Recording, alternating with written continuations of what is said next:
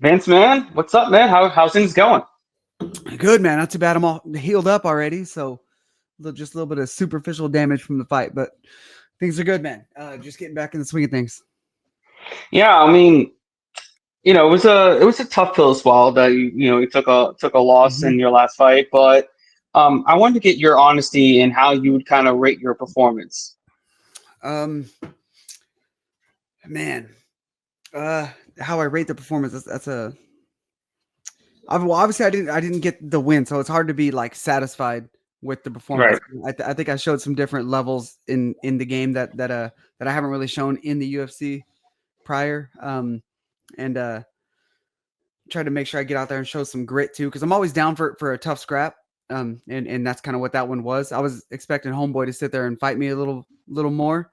I didn't think I'd be chasing him, but so be it.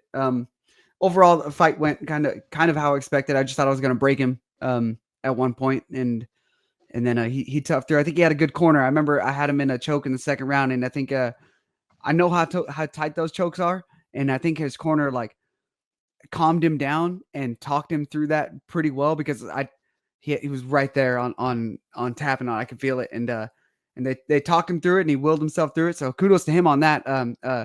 Not many people get out of that spot when I got him there. Yeah, man. I mean, I know you took the loss, but honestly, if from like an outsider perspective, I thought that was one of your best performances inside the octagon. Like, Well, thank you, bro. no, like it really was because you showed your toughness. You Mhm. got busted up, and you're still coming forward. You never gave up. You showed a lot more growth in your game. You were mixing in the takedowns.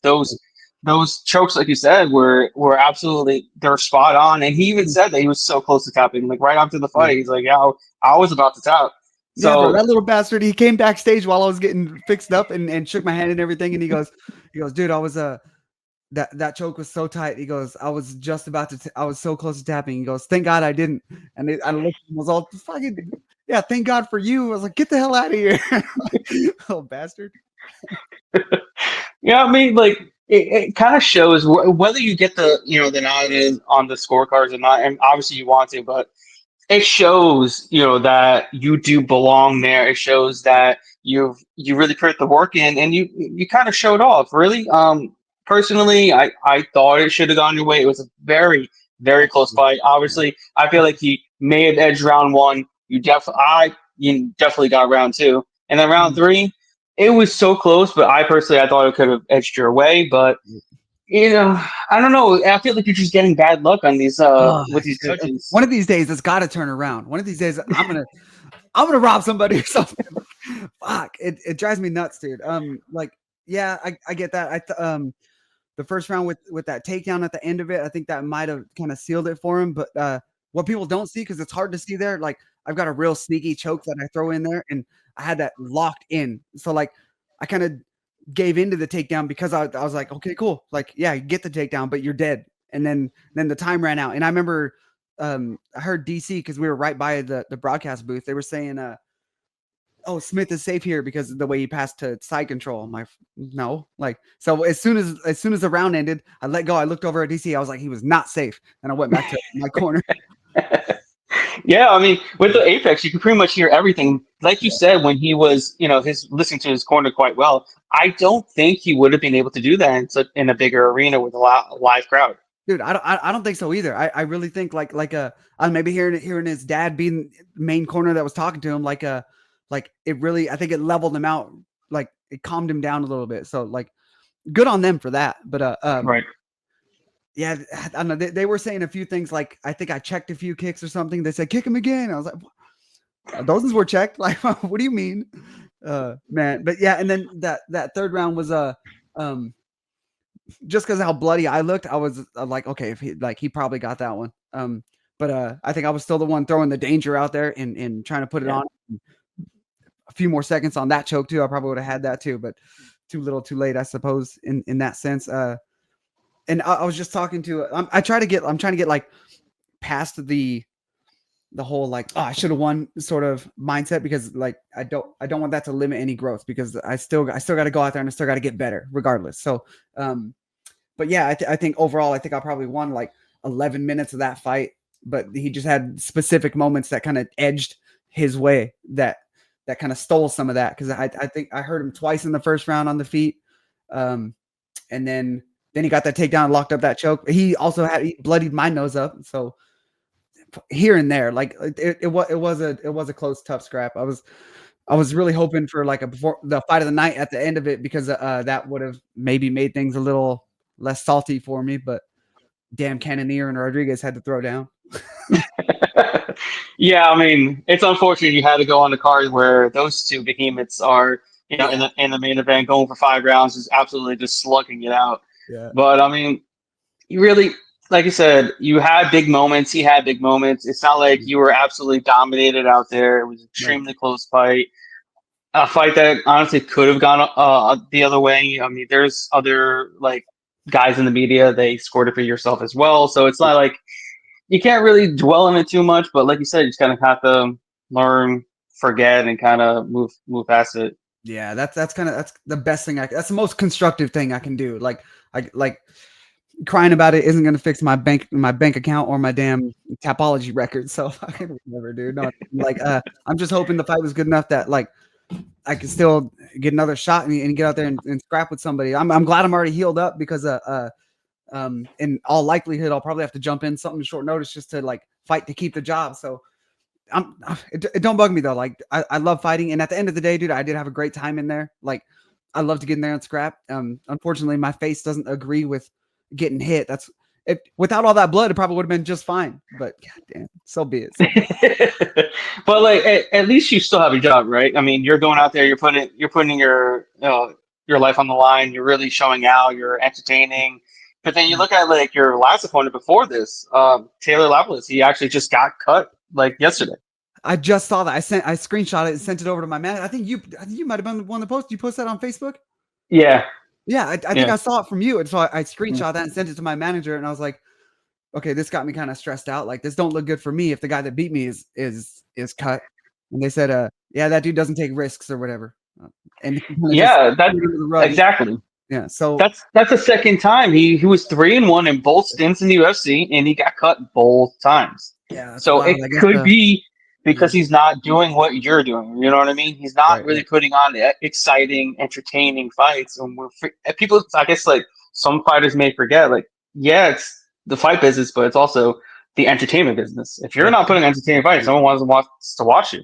100%. That was one thing I made sure, like, I kind of took in my time away from the UFC, dude, was like, prior to that, I was real exciting, and then got in the UFC and I was in there trying to win matches and shit. And that wasn't necessarily my area. So I went back to like fighting and trying to put on good shows, and all of a sudden the performances get better. And then now back in the show, I lose to the people who are trying to fight them, who are trying to have a match. I'm like, oh, you pieces of shit, dude, fight me. That's the thing. Maybe on the regional scene, guys are willing to take more risks, right? Whereas you get into the UFC, the guys at the elite level, they're just like, they don't want to take that risk. They're like, I don't want to do this. I want to. Yeah, no, it's a double-edged sword, right? Because you go in there, you want to win and not get hit, not go through the grueling type of fight, but then you win, and then you look at Taylor Lapilus, he's fucking cut after that's going crazy. 3-1. He's got all the skills in the world too. Like, he could be really, really good, but that's just it's like you said, it's entertainment business, dude. Got to entertain. Yeah, you went there and you scrapped, so that's why you're still on the roster and he's not. You know what I mean? Mm-hmm. At the end of the day. A person very close to you this past weekend got arguably the biggest knockout of his entire career. I wanted to know your emotions when you saw Ricky just absolutely floor. What's the name? And then Javid Basharat. Javid Basharat. My bad.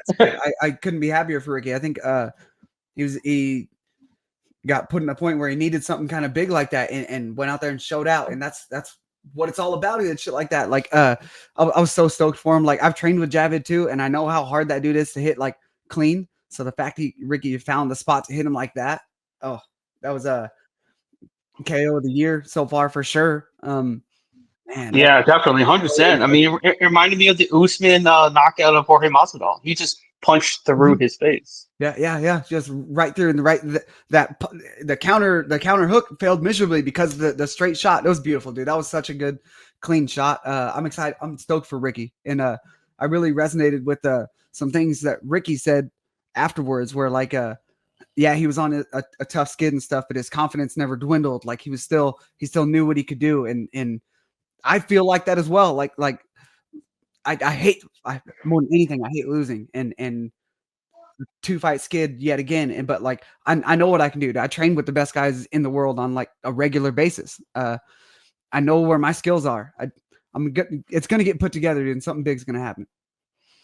What are you expecting coming up next? I know you talk about short notice, but like, are you expecting to get something scheduled, or you really have to kind of just wait until they're just like, okay, we need you, let's go, type of thing? I think that's kind of where I'm at. I think, but I did it to myself, put myself in this position. Like, so be it. I'll be ready. I was already training yesterday. Not feeling too good today, so I skipped today. But that's beside the point, dude. I'm ready for a scrap, mentally and physically. Like this was I know it looked like the most I've ever been like damaged or beat up in a fight, but normally after a fight, I feel like I've slept on gravel. Like my body is aching. I feel fine. Like my body feels good. So that was kind of a pleasant surprise, other than the couple stitches on my nose, which isn't broken, thankfully. I think everybody would think it was. Yeah. Well, no, we don't. I definitely thought your nose was just absolutely in pieces, but I mean, like, good for you that he wasn't. Yeah. It's just I got like that damn Nate Diaz scar tissue all over. I got cut the week before the fight too, in training. And I Damn. don't know if you can see that there. I got 2 cuts Yeah. here. My nose has been cut open 7 times just itself. I've had like probably 40 something stitches here. Damn, bro. Yeah, and he's good, just got that young, no scar tissue, lucky, like black don't crack face. Just kidding. No, but for real, I mean, you were hitting him with some hard shots. It's like it's not like it was one-sided beatdown at all. But like you said, he wore it well. So yeah, you just gotta kind of, like you said, you're gonna grow and all that. And like I said, great team behind you, 100%. Syndicate MMA. You got plethora of UFC fighters and up and coming great fighters that are there in the wings, helping you and helping everyone else get ready. Yeah, 100%, dude.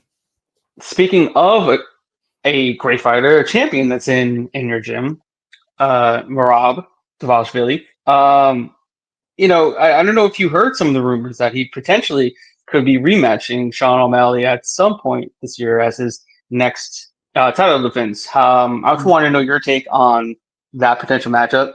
And do you think that should be the logical next step for Merab? Man, I think as far as money goes, that's probably the biggest money fight out there in the division for him. Like I can't think of anybody else who's got like O'Malley's sort of star power. And now that he's champ, he's getting the pay-per-view points and stuff like that. Like by all means, dude, it's probably just going to be the same thing. Like those were some holes that Merab exposed on O'Malley that it's not going to get fixed in less than a year. Like there's no way. I mean, he might. If they do rematch, O'Malley might have a better first round, but you're not gonna. Once Merab gets a hold of you, dude, it feels entirely different. He just does something to your nervous system, and it's kind of downhill from there. So, like, man, if he gets a rematch, great. I think Merab's, and he just gets him again. Yeah, I mean, it's tough to see a different outcome, right? I mean, what is he going to do within 12 or whatever 18 months to really be able to deal with that? I mean, the guy that everyone thought was the boogeyman of the division, Umar, couldn't deal with it. So what's O'Malley going to be able to do? You know what I mean? Exactly, dude. So I don't know. I was really hoping they'd go like O'Malley Sandhagen or something first. Yeah, that's the fight that everybody really wants to see, but they went Sandhagen and Figueiredo for some reason. Yeah, strange to me, but whatever. Maybe Piotr Jan's in the wings at some point. I mean, it's just weird because like Merab's in a weird place in the division where he's beating everybody. Yeah. You know what I mean? Bantamweight GOAT, he's got to be. He's beaten his resume of the last like 6 or 7 fights. Bro, insane. Like future Hall of Fame type, fighters. You know what I mean? Mm-hmm. And then the funny part is the last loss was someone close to you. I do every now and then. So like when me and Rob are sparring or training or anything, and like I do something Ricky-esque, like a certain takedown or like a switch or something, he literally says, he goes, Ricky Simone, and then turns it on and starts to try to get into mall mode. I don't think he'll ever forget that. I'm sure he won't. Oh That's no, a I think he just posted it the other day. I think because let's see, I think Ricky posted something that somebody shared of like the last guy to beat Merab was Ricky. So I think Ricky posted that, and then Merab posted some highlights or something saying that he got robbed or something. It might be setting up something in the future, dude. I don't know. I don't know. That'd be a good one, man. Yeah. I really would love to see a rematch between those two. I remember that fight vividly because Mhm. I was doing a subscription box company called the Fight Pack, right? Mhm. And Ricky was the first fighter I've ever sponsored. So like my logo was on his banner at that time because you were Oh, able to do crazy. banners at that time. Mhm. And then he goes out there and puts on that type of performance. I was going fucking berserk. Dude, that was such a sick fight. Yeah, to get in there short notice and go against somebody like Merab, who's done what Merab is now, and get the win over him and have a fight of the night like that, like bro, that's setting up for something big in the future, is what it seems like. And it wasn't just a win, right? He put him out. Like he was out. Yeah, dude, that was insane. He was Oh, out. that was Man, so like I crazy. said, that's embedded in my brain. I'll always remember that moment forever. That Yeah. was insane. But when Hmm. it comes to like Marab, right, and the way he fights and cardio machine, it's just insane, right? How does someone really game plan against and you know, try to mimic that and beat that type of style? Because I mean, it seems almost next to impossible. Dude, I think they've got to like get real close to their religion, open their Bible, start saying some some prayers. Like, I don't know, man. I really don't like when there's a reason when we train with Marab that like and he's doing his sparring rounds, he's got to have a fresh guy like every round almost. Like he'll have somebody like Aljo in there, then he'll bring somebody else in, then somebody else in. I'm like, bro. And then he'll finish his 5 hard cage rounds, then he'll go jump out for the rest of the other 5 sparring rounds that are out in the open with the rest of the class. Like he's a maniac, dude. He's just always going and nothing stops him. Well, the fight's past now, but like he was training and I think they clashed heads or something and he cut his forehead. And this was like maybe a week and a half, 2 weeks before the fight. He went and taped up his whole head and went out back out there and finished the rounds. Fucking maniac, dude. He's a different kind of person. Yeah, I mean, and that's a champion right there, right? I Yeah. mean, how can you beat somebody that it doesn't matter what you do, he's still never gonna he's never gonna give up. Yeah, dude. He Yeah. doesn't have that in him to give up. No, not even. And everything he does is he's putting full effort into everything, dude. He's working his ass off. And like I think that's what people feel in there too. Like the first time you get a hold of Merab, it's like, what the fuck is this? It's an entirely different thing. It's so unique. So that's one thing with the rematch that where I'm like, okay, we'll see how much better like mentally prepared you can kind of be for that, because he's felt it once. And I know the first time you feel it's a big deal. Right. So Yeah, Mally looking at a rematch, I wonder, still see it going the same way, but I don't know, maybe he'll have a little more confidence because it won't be the first time that he's felt it. You know what I mean? right. Did you think Marab was really hurt in that fifth round when he kicked him to the body like that? Oh, Because he it said he seemed was. like it. He He said it was. didn't feel good. Yeah, yeah. He goes, oh, I didn't like that. Well, that's surprising. So he was able to, dominate for the full, 4 rounds or whatever, Yeah. but then still be able to hang in there even when he's hurt. And like I said, that's a will that a He's a lot of people dog, just dude. don't have. Mm-hmm. Yeah. I'm looking forward to that. And hopefully that gets, rebooked. I mean, there's really nothing else out there for 135 is really at a standstill. I mean, Yeah, let's say he beats O'Malley. The only other person that he really hasn't beaten that's kind of in the top tier somewhat is Sanhagen. that's it. And That's it, dude. Mm-hmm. And then after that, what can you expect of him? Like, what do you think where he should go after that? Man, I really don't know. He's talked about going up or down, but I think he's kind of perfectly sized at 35. Like I think 25 is too small. I think 45 is too big. But I don't know. He was talking. We actually both got to train with to the 35er Taporia. Is it Alexandre? Alexandre? Yeah, Well, yeah. yeah. So we trained with him over in when Merab took me to Saudi Arabia. So we went over there and trained for a bit. And we got to train with him, and he's solid. He's very good. And Merab was saying that like if that dude starts making his way to the top of the division, he's going to go to a different division and kind of let him just do whatever. He said he's already kind of done what he wants to do for the most part. But still, I don't know. Yeah, it's tough, man. You know, and then we're hearing how the UFC doesn't want double champs anymore because they don't want people holding up divisions. Mm-hmm. So yeah, that's why Topuria had to vacate, right? That's what they're saying. Like Dana's not coming out and really saying that. Right. He's saying how Topuria wanted to vacate and not hold up the division because he feels like he can't make 145 anymore. But I feel like it's more they don't want the double champ thing going on right now. I don't know. Freezing up the division and stuff. I get that. Yeah. But what do you expect there? You know, in Topuria, like, do you expect him just to jump right into the deep end and he get the Makhachev fight? Because I mean, I feel like that's the only big fight to make. Why would he go into 155 and then have to work his way to the title? Yeah. It's seriously like if they want to capitalize on like the star power he's already got, like both those guys are like the guys. So I feel like it only makes sense to put the guys against each other. I don't know if they want to try to 55 so deep, dude. If they throw him in there against Poirier or some of these other guys at the top, like that's risking a lot for what these guys have already done to like really make that fight. So, man, I don't know. I'd imagine he's getting straight to this title. Yeah, I know because Dana White's kind of beating around the bush, saying, "Oh, he's not guaranteed a title shot," but I feel like they have something in the works and just working out contracts and just keeping it hush hush because I mean. Like I said, it makes no sense for him to have to go through Poirier or Oliveira or Almas Rukian.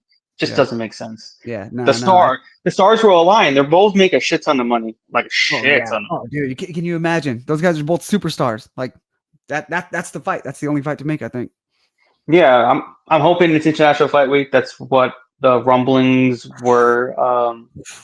Let's go. If that happens, who you got winning? I think Islam's size, dude. Islam's a big dude. Islam's a big, but like, so we don't see a whole lot of Topuria's ground game, but they say that's supposed to be better than his boxing. So maybe they end up on the ground and Topuria does some crazy shit. Who knows? He might pull a U and get one of those dart strokes out there. Yeah. You imagine that, dude? So, I'm down to see it. Man, I'm looking forward to it. And I'm looking forward to what's next for you, man. And kind of see where you go next and how you progress. Like I said, you've gotten been better every fight. The Lapalus fight was on short notice in another country. You still went out there, did work. This fight, it could have gone either way. You looked really good. You're putting it on him. You almost had him tapped out. So it's just a matter of who's next. And I'm in such a weird. I think I'm probably in one of the most like unique spots on the roster. Really, like, cool. Yeah, they brought this guy back who's always fought the tough guys and always like went the distance or had some tough fights with these guys.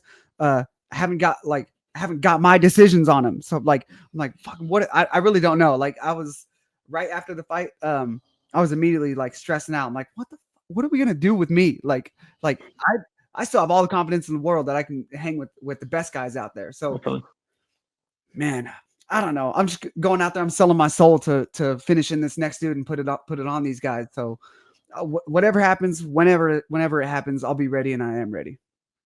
Yeah, man. I mean, you did exactly what I expected you to do too. We even talked about it. I said you were going to go forward, and he's going to have to be on his back pedal running away. And that's exactly what happened. Yeah, to an absolute T.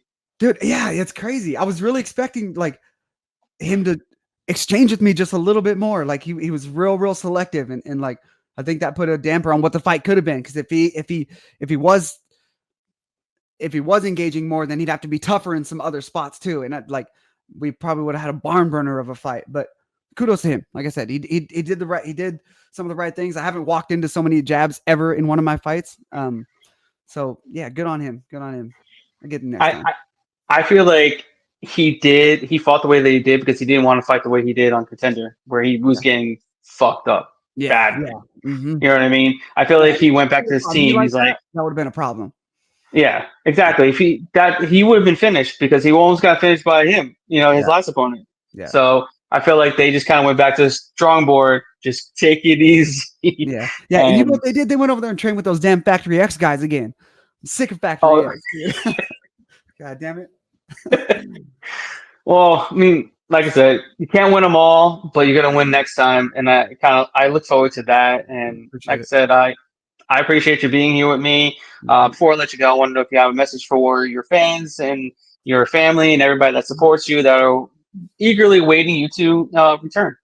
Yeah, just dude, I always appreciate the support from everybody. I mean, that goes a long way, especially when like coming off of a tough loss, which I feel like this loss hurt. Well, partly because I felt like I had it, but like it's hard to argue with my face. But anyways, like yeah, like I didn't get much hate at all, really. A couple of smart ass little comments that got blocked, but like yeah, like the love means everything to me, and one of these days I'm gonna be able to make everybody really proud. So I appreciate the support. Keep tuning in. I'll be scrapping sooner rather than later.